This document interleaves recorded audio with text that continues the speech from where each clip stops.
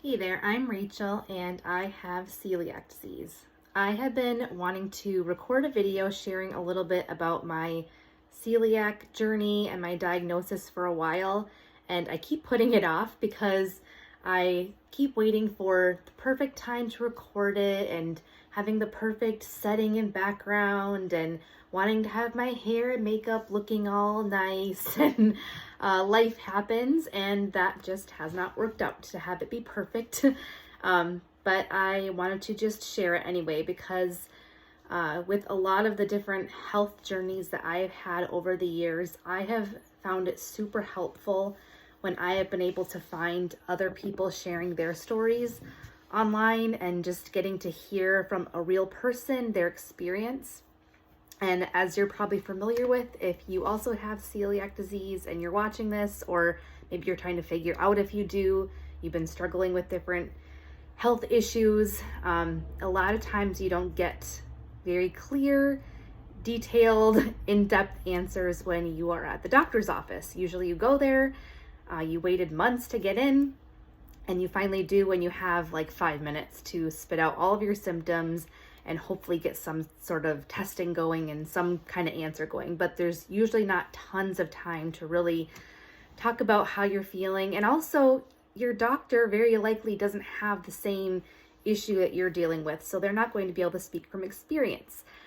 So yeah, that's something that I have really found very helpful over the years, is getting to hear from people that are dealing with the same thing that I am, or even just something similar. It's very comforting to know that you're not alone, and it's not comforting to know that other people are suffering in various ways or having problems, but it does really help to know that you're not the only one that's being told that something is in your head, or you're not the only one that's, you think you've finally gotten the test that's going to give you the answer this time, and then it doesn't.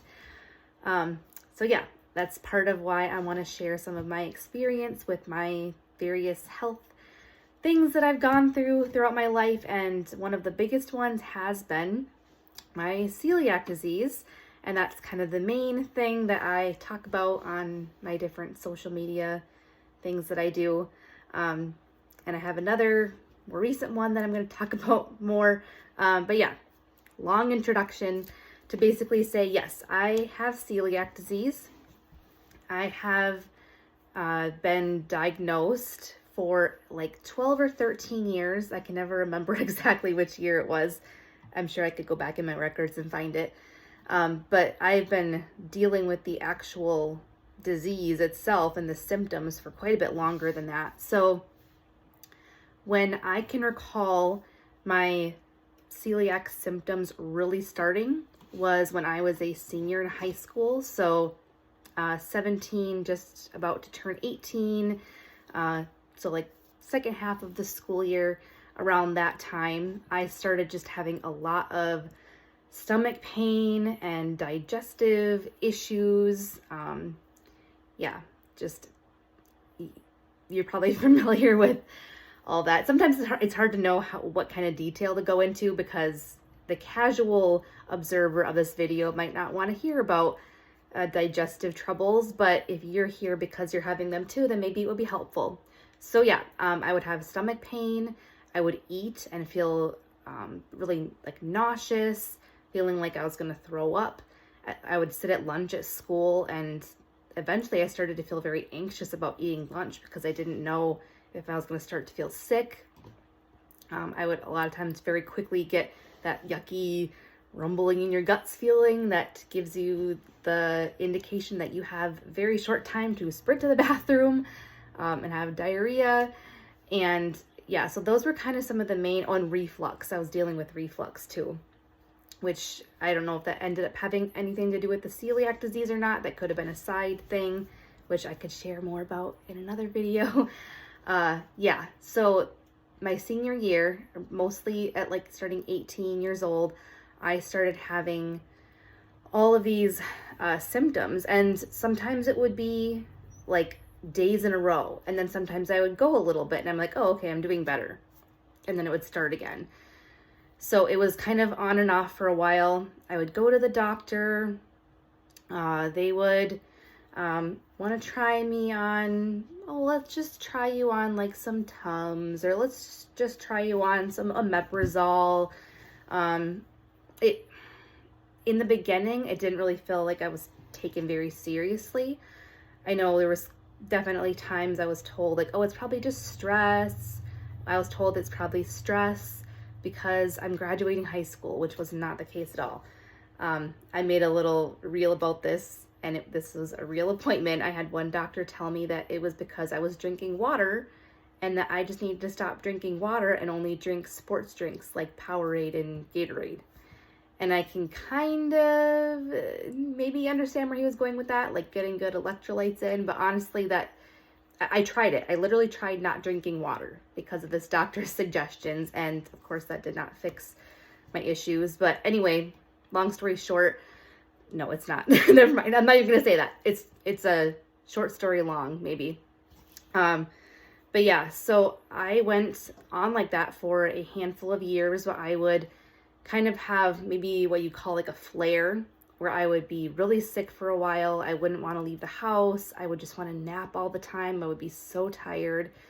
And then times where I was okay again and I felt like I could be social and go do stuff with my friends. And yeah, then eventually about maybe 3 or 4 years after that, I started feeling it just almost all the time. I started being so sick that it was very difficult to maintain a job. I mostly just stayed home all the time.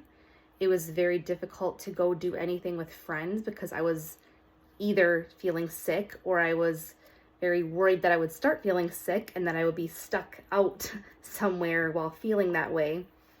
And if you have any kind of digestive health stuff with either like celiac or IBS or IBD, any of those kinds of things, you're probably familiar with the anxiety symptom cycle you can get into. Like you feel anxious about getting sick, so then the anxiety also upsets your digestive system. Or if your digestive system is feeling yucky and you're in a particular situation, like maybe you're driving in the car somewhere or you're at a particular place, then if you have to go and be in that situation again, then the anxiety starts. And it's kind of just this cruel, unfortunate loop. But yeah, so in this time when I went to lots of different doctors and had lots of different testing, I had endoscopies, I had a colonoscopy, I had CT scans, I had barium swallows, I had a variety of different testing. And one of the things I was tested for early on was celiac disease. But unfortunately, I was trying out eating a gluten-free diet before that test. So when I had the test, it did not give sorry, get my thoughts together. It didn't give an accurate result because if you are not eating gluten when you take the initial blood antibody test, your body's not going to show if it's producing an antibody against the gluten, if that's making sense. So if you have symptoms and you think you might have celiac disease, don't start eating a gluten-free diet until you have the antibody test, because then you don't want to throw off your results. You want to try to get an accurate result with that one so you know how to proceed forward. So I had that test done and it was negative, and I'm like, oh, okay, well then I can just start eating gluten again. And I tried quite a few different diets. But yeah, I tried eating a gluten-free diet. That test was negative. So I tried eating a regular diet again. I did also have a biopsy done when I had at least one of my endoscopies, and that also didn't show any damage in that particular part that they took a biopsy from. So I'm like, oh, okay, that's not what it is. So then a few more years down the road from there, I finally went to see a gastroenterologist. And at that point, I wasn't totally convinced that I didn't have celiac because everything seemed to line up with that. And it did seem like when I ate things with gluten, that aggravated my symptoms. So I went to this gastroenterologist. After a few more tests, he said, I'm pretty sure that you don't have celiac disease. So I wouldn't really worry with the gluten-free diet, and we'll just keep looking at other stuff. So that day, I'm pretty sure it was that same day, my mom and I went to go eat at Perkins, and I was so excited I could just go get whatever I wanted to eat because I didn't have to worry about eating gluten-free now because the gastroenterologist told me I didn't have celiac disease. So I ordered a big plate of, what was it? Eggs Benedict, because I wanted Eggs Benedict so bad.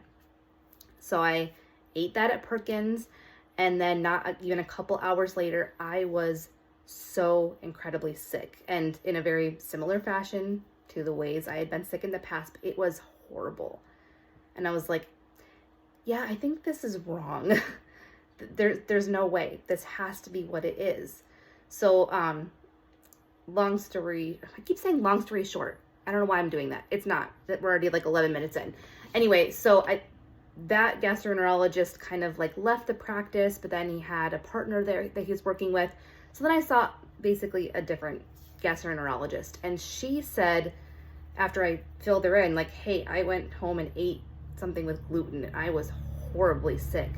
So she suggested that we have me tested genetically for celiac. She said that will give us either a strong indication that you are dealing with celiac, or if you don't have the gene, then that's not it. So with the genetic testing, I think there maybe is 2 genes that they test for. I'd have to refresh on that. But they test to see if you have the gene or the genetic mutation, I guess, that could indicate a celiac diagnosis. So anyway, I had that blood test done. They had to send it off to a lab in another state. It was kind of a big to-do. But anyway, she called me back. I remember I was at Goodwill thrifting with my mom, and I got a call from her, and she said, yes, I don't remember how she worded it, but like your genetic testing showed like the highest probability of having celiac. So she said, I'm going to go ahead and consider that your diagnosis, given what the genetic test says and your symptoms and how you've tried the diet and things. So that's going to be your diagnosis. So my diagnosis maybe it doesn't follow the typical pattern, because right off the bat in the beginning, when I did the antibody test, it was not done under the proper conditions because I was already eating gluten-free. So after that, I was like, wow, I have my answer. It took, let me think, like 4 or 5 years. And that might not seem like that long, but when you are a young person, in your late teens and early 20s, and you're supposed to be just starting your life, and you basically just lay in your bed, and it feels like life is passing you by, and you're just constantly worried about food and your stomach and where the closest bathroom is going to be. It's horrible. I felt like a lot of my youth was kind of robbed from me.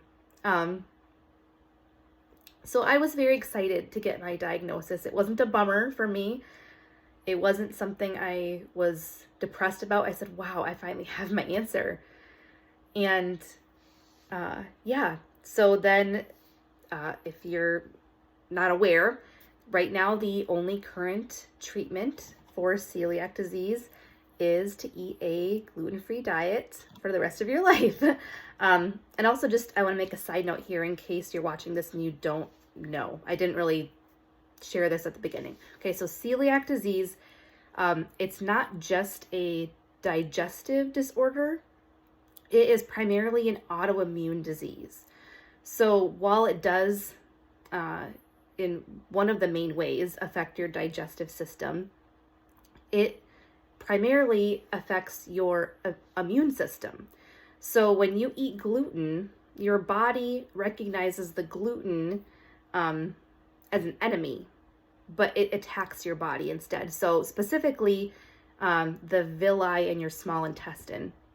So your small intestine has these little finger-like little microscopic guys that help catch all of the nutrients that you eat. So all the vitamins and minerals and all the good things that you eat, they help absorb all of those to give your body nutrition. But if you have celiac disease and you eat gluten, your body recognizes that as the enemy, and those little villi get destroyed. They can flatten out, and then you are not able to properly absorb nutrients. So aside from the digestive symptoms of celiac disease, there can be cognitive symptoms, there can be skin symptoms. There's like over 200 symptoms of celiac disease. But aside from that, eventually when your small intestine starts to get wrecked and you're not able to properly absorb nutrients, it's going to affect your body in other ways too. You're going to be malnourished. So that was starting to happen for me. It wasn't just my initial symptoms, it just started to snowball into more and more, to the point where I was home and I could hardly do anything. So, like I said, when I got this diagnosis, I was like, great, all I have to do now is eat gluten-free. And like 12, 13 years ago, living in a rural area, the gluten-free options were very limited and not very good yet. It's come a long way in the last 12 or 13 years. So I'm so thankful for the variety of things that are available now, and things have gotten better taste-wise, texture-wise. There's improvement happening. So that gives me hope for things down the road too. So even with switching to a gluten-free diet, it takes some time for your body to heal, because like I said, you're malnourished, there's damage in your small intestine. So it probably took, I would say, a good maybe 4 or 5 years after my diagnosis to start even feeling better. And that was a little bit discouraging because I kind of just had to stick with it. And as I also stated in the beginning of this video, I've had other health things too. So sometimes it's hard to sort what is what's causing the symptom this time. But as far as my celiac disease, eventually I did start having a lot of improvement. I was able to start working some jobs again, and feeling like more of a human again. So if you are newly diagnosed with celiac disease, it's something you're looking into, I do just want to offer some hope there that when you do get a diagnosis, or if you already have and maybe you're just starting your gluten-free journey, and maybe you're not excited for your diagnosis like I was. Maybe it sounds horrible and depressing, but I do want to encourage you to just keep with it and let your small intestine and your body heal and repair, and you can make it work. You really can. And it's going to be so much better for your body to do that than to continue on basically feeding an autoimmune disease that could cause so many more problems for you down the road. So yeah, that's kind of my story in the short-ish version. I'm hoping to make more videos about this, but yeah, I just appreciate you taking the time to listen to a little bit about how I got diagnosed with celiac disease, and I hope that you get the answers that you're looking for as well, and that you will be on your way to healing. And yeah, I just thank you so much. Hopefully this was helpful. Bye.